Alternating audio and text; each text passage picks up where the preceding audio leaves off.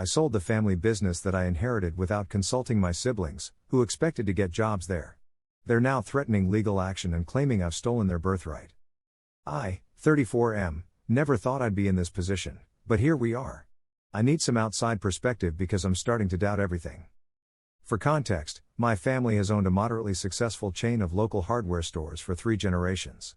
My grandfather started it with a single store back in 1952, working tirelessly to build a reputation for quality products and exceptional customer service. My father took over in the 80s and expanded it to 5 stores across our state. It was always assumed that one of us kids would take over eventually. There are 4 of us siblings, me, 34M, my sister Sarah, 32F, my brother Mike, 29M, and the youngest, Emily, 27F. Growing up, we all worked in the stores during summers and holidays. It was just expected. I can still remember the smell of fresh cut lumber and the sound of power tools echoing through the aisles. Dad would often say things like, "One day, this will all be yours," gesturing broadly at the shelves stocked with everything from nails to high-end power tools. But here's the thing, I never wanted it. Don't get me wrong, I respected the hard work my grandfather and father had put in, but the family business was always more of a burden than a blessing to me. I went to college for computer science, much to my father's disappointment. He couldn't understand why I'd want to play with computers when we had a real business waiting for me. But I was determined to forge my own path. I started my own tech startup right out of college, focusing on developing software for small businesses. It was tough going at first, but we've been doing well for the past few years. My siblings, on the other hand, seemed to buy into the family legacy hook, line, and sinker. Sarah majored in business, clearly expecting to take over one day. Mike never went to college, insisting he already knew everything he needed from working in the stores. Emily studied marketing, thinking she'd handle that side of things for the family business. I can still remember the arguments I'd have with my dad about my future. One particular Thanksgiving stands out. "Dad, son, when are you going to give up this computer nonsense and come work for the family?" Me, "Dad, it's not nonsense. My company is doing well. I'm building something of my own." "Dad, building something? We've already built something. 3 generations of sweat and hard work, and you're just going to turn your back on it?" Me, "I'm not turning my back on anything. I'm just choosing a different path." "Dad," sighing heavily, "I just don't understand you sometimes. Your siblings are all eager to be part of this. Why can't you be more like them?" Those words stung, and they stuck with me for years. But I stood my ground, even as I watched my siblings jockey for position within the family business. Fast forward to 2 years ago. Dad passed away unexpectedly from a heart attack. It was a shock to all of us, and in the midst of our grief, we had to deal with the business. To everyone's surprise, Dad left the entire business to me in his will. Not split between the 4 of us, not with any stipulations, just straight to me. I was floored, and my siblings were less than thrilled. The reading of the will is seared into my memory. We were all sitting in the lawyer's office, still numb from the funeral the day before. When the lawyer announced that the business had been left solely to me, it was like a bomb went off in the room. Sarah jumped to her feet, her face red with anger. "This has to be a mistake. Dad always said the business would be for all of us." Mike just sat there, shaking his head in disbelief. "This is bull's tea," he muttered. Emily burst into tears. But what about us? What are we supposed to do now?" I was too shocked to say anything. I looked to the lawyer, hoping he'd say there was more, that this was just part of it. But he simply adjusted his glasses and said, "I'm afraid that's all. The business, in its entirety, has been left to my name." The ride home was tense, to say the least. Sarah insisted on driving, gripping the steering wheel so tight her knuckles were white. Mike stared out the window, refusing to look at any of us. Emily sniffled in the backseat next to me. I tried to break the silence. "Guys, I'm sure we can figure this out. Dad must have had a reason." Sarah cut me off. "Oh, shut up. You've never even cared about the business. What, now you're going to pretend to be all concerned?" "That's not fair," I started, but Mike jumped in. "Fair? You want to talk about fair? How is any of this fair?" The argument escalated from there, with years of pent-up resentment spilling out. By the time we reached home, it was clear that this wasn't going to be resolved easily. At first, I tried to keep things running as they always had. I hired a manager, Tom, to handle day-to-day operations while I focused on my own company. Sarah, Mike, and Emily all expected to get high-level positions in the business, despite none of them having any real experience beyond their teenage summer jobs. I gave them entry-level management positions, thinking they could work their way up. It was a disaster from day one. Sarah constantly undermined Tom, insisting that she knew better because she was family. She'd countermand his orders to the staff, change schedules without consulting anyone, and generally create chaos. I lost count of the number of times Tom came to me, frustration evident in his voice. "I can't work like this," he'd say. "Every decision I make, Sarah's there to contradict it. The staff doesn't know who to listen to anymore." Mike treated his position like a joke, showing up late, if at all, and slacking off. He'd spend hours in the break room, regaling the staff with stories of his wild weekends instead of actually working. When confronted, he'd shrug it off. "Come on, bro," he'd say with a smirk. "We own the place. Who cares if I take a few extra breaks?"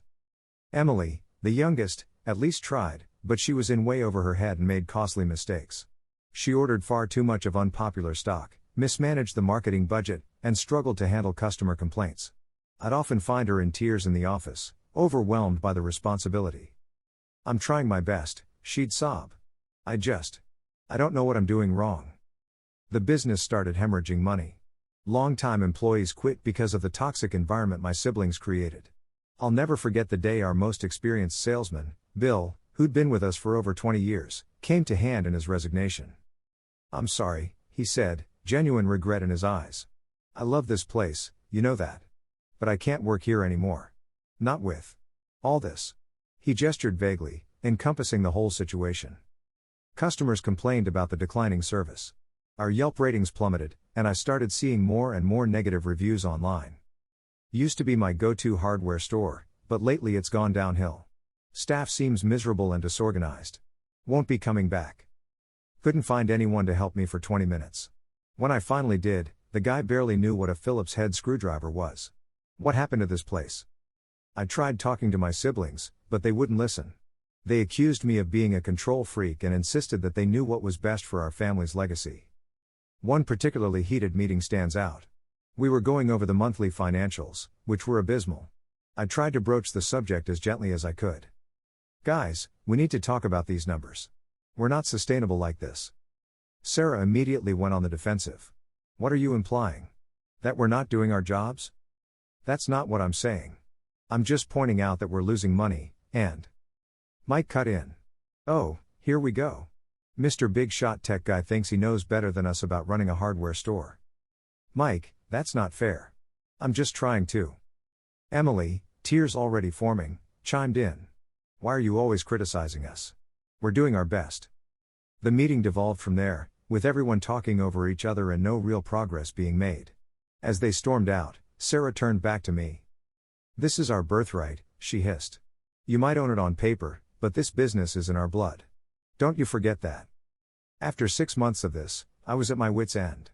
The business was on the verge of bankruptcy, and my own mental health was suffering. I couldn't sleep, constantly worrying about the mess at the stores. My own company was starting to feel the strain of my divided attention. That's when I got an offer from a larger regional chain, Hudson's Hardware, to buy us out. The offer was generous, more than the business was worth in its current state. The CEO, a woman named Linda, approached me directly. "We've had our eye on your locations for a while," she said during our meeting. "Your grandfather built a solid foundation, and we think with our resources, we could really turn things around." I was torn. On one hand, selling felt like giving up, like I was betraying the family legacy. But on the other hand, wasn't running the business into the ground an even bigger betrayal? After a lot of soul-searching and several sleepless nights, I decided to sell. I didn't tell my siblings until after the deal was done. I know that sounds bad, but hear me out. Every time I tried to have a serious conversation with them about the business, it devolved into arguments and accusations. I was afraid if I told them about the offer, they'd find some way to sabotage it out of spite. So I kept quiet, signed the papers, and then called a family meeting to break the news. To say they didn't take it well would be the understatement of the century. We met at my house, the same house we'd grown up in, which Dad had left to me along with the business. As soon as everyone was seated in the living room, I took a deep breath and started. "I've called you here because I have some news about the business. I know things have been tough lately, and..." Sarah interrupted, her tone suspicious. "What have you done?" I steeled myself and continued. I've made a decision that I believe is best for everyone involved. I've sold the business. The silence that followed was deafening. For a moment, I thought maybe they hadn't heard me. Then all hell broke loose. Sarah screamed that I had no right to sell our business. She stood up so fast she knocked over the coffee table, sending mugs crashing to the floor. How dare you? How fucking dare you? You had no right. Mike called me every name in the book and then some. He got right up in my face, jabbing his finger into my chest. You backstabbing piece of shit. You think you can just sell our future out from under us? Emily broke down in tears, collapsing onto the sofa.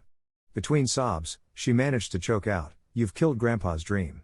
How could you do this to us?" They all insisted that the business was their birthright and that I had stolen their future from them. The argument went on for hours, voices raised and tears flowing freely. I tried to explain that the business was failing, that this was the best outcome for everyone. I even offered to split the money from the sale with them, even though legally it was all mine. But they wouldn't hear it. "Keep your blood money," Sarah spat. "We don't want it." They stormed out, slamming the door so hard that the family photos on the wall rattled. I haven't spoken to any of them since. That was a month ago. Yesterday, I received a letter from a lawyer representing all three of them. They're threatening to sue me for, well, I'm not even sure what. The letter throws around terms like breach of fiduciary duty and unjust enrichment. I'm pretty sure they don't have a legal leg to stand on. The business was left solely to me, and I had full authority to sell it. But the threat of a lawsuit, frivolous or not, has me stressed out. On top of that, they've been bad-mouthing me to everyone we know. Extended family members are calling me, demanding to know how I could betray my siblings like this. Old family friends are giving me the cold shoulder. My aunt even called me worse than Judas, whatever that means. Just last week, I ran into my cousin Alex at the grocery store. I smiled, about to say hello, when he saw me and his face darkened. "How can you show your face in public?" he hissed. "After what you did to your family? You're no better than a common thief." Before I could respond, he turned and walked away, leaving me standing there with my mouth open, surrounded by curious onlookers. The local community Facebook group is full of gossip about the situation, with people I've known my whole life speculating about my character and motivations. It's like I've become the town pariah overnight. I'm starting to question everything. Did I do the right thing? Should I have consulted them before selling, even though I knew they'd oppose it? Was I wrong to sell it all? Should I have just let the business fail instead? I feel like I'm going crazy. Last night, I found myself standing in front of the old family portrait in my hallway. It was taken years ago, when we were all still kids. Dad stood proud in the center, his arms around Mom. The four of us kids clustered around them, all smiles and innocence. I traced my finger over each face, wondering how we got from there to here. For a moment, I could almost hear Dad's voice, "Family is everything, son. Never forget that." But then I remembered the state of the business, the arguments, the stress. Was this really what he would have wanted? Edit 1. Wow, this blew up overnight. Thank you all for your responses. I'm trying to read through everything and will respond to some comments when I can. A few clarifications based on common questions. 1. Yes, I have a lawyer. They've assured me that legally, I'm in the clear. The business was left solely to me with no stipulations about my siblings. 2. No, I don't know why my dad left it all to me. We weren't especially close, closer than he was with my siblings, but that's a low bar. My best guess is that he recognized I was the only one with any real business acumen. 3. The offer I made to split the money still stands, but they're not talking to me at all now except through their lawyer. 4. To those asking about the financials, the sale price was about $5.2 million. Sounds like a lot, but remember this was for multiple store locations, inventory, etc. The business had been valued at nearly $8 million a few years ago before things started going downhill. 5. My siblings' salaries while working there were in line with industry standards for their positions, around $45-50K per year. They expected much more. 6. To the person who asked about my mom, she passed away when we were younger. Cancer. It hit us all hard, but especially Dad. I think that's part of why he clung so hard to the idea of the business as a family legacy. 7. For those curious about the day-to-day of running a hardware store chain, it's a lot more complex than you might think. Inventory management alone is a huge task, especially when you're dealing with thousands of different items across multiple locations. Then there's staffing, marketing, dealing with suppliers, maintaining the physical stores. It's a full-time job and then some. 8. Someone asked about my own feelings towards the business growing up. Honestly? It was complicated. I respected the hard work my grandfather and father put into it, but I also resented how it seemed to consume our entire family life. Every dinner conversation was about the stores. Every family vacation was cut short because of some crisis at work.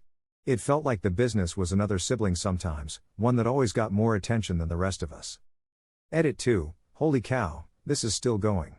Thank you all for your insights and advice. I've been reading everything and thinking a lot. A few more points. 1. To those suggesting family therapy, I wish that were an option, but my siblings won't even be in the same room as me right now. 2. Several people have asked about my parents' relationship with my siblings. It's complicated. Our dad was very much an old school type, not abusive, but definitely emotionally distant. He had high expectations and was quick to criticize but slow to praise. I think my siblings were always chasing his approval, which might explain their attachment to the business. 3. For those curious about my own business, it's a software company specializing in inventory management systems for small to medium-sized businesses. The irony is not lost on me. 4. Some have asked if I'm married/have kids. I'm engaged, wedding was supposed to be next year, but who knows now, no kids yet. My fiancé has been incredibly supportive through all this. 5. To the person who asked if this is fake because it's too well written, I wish it were. I've had a month to process this and have been journaling a lot to sort out my thoughts. This post is essentially a condensed version of those journal entries. Edit 3, it's been a week since I posted this, and I wanted to give an update. First, thank you all again for your comments and messages. They've really helped me gain perspective. After a lot of thought and discussions with my fiancé and my lawyer, I've decided to make one last attempt at reconciliation. I'm going to propose a mediation session with a neutral third party. If my siblings agree, I'll lay out all the financial information, the business's decline, the sale details, everything. I'll also restate my offer to split the proceeds, minus what I've already spent on legal fees and what I invested to keep the business afloat that last year. If they refuse mediation or if it doesn't work out, I'm prepared to cut ties completely. It'll hurt, but I can't keep living with this stress hanging over me. To those who've shared similar stories of family business drama, thank you. It helps to know I'm not alone in this kind of situation. I don't know if I'll update again, but thank you all for listening and for your advice. Wish me luck. Final edit, it's been about a month since my last update, and a lot has happened. I'll try to keep this brief. 1. My siblings agreed to mediation, surprisingly. It was tense and emotional, but ultimately productive. 2. After seeing the financial records and hearing from the former general manager about how bad things had gotten, my siblings finally seemed to understand why I sold. 3. We've reached an agreement. I'm giving each of them a smaller portion of the sale proceeds than originally offered. They understand now why the full amount isn't possible, and in return, they're dropping all legal threats. 4.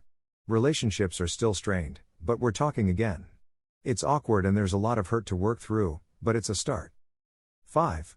I've learned a lot from this experience about communication, family dynamics, and the importance of clear expectations. It's been a hard lesson, but a valuable one. Thank you all again for your support and advice throughout this ordeal. It really did help me navigate one of the most difficult periods of my life. I'm cautiously optimistic about the future, both for my relationship with my siblings and for my own peace of mind. To anyone else dealing with family business drama, document everything, communicate clearly, and don't be afraid to seek outside help. And remember, family is important, but so is your own well-being.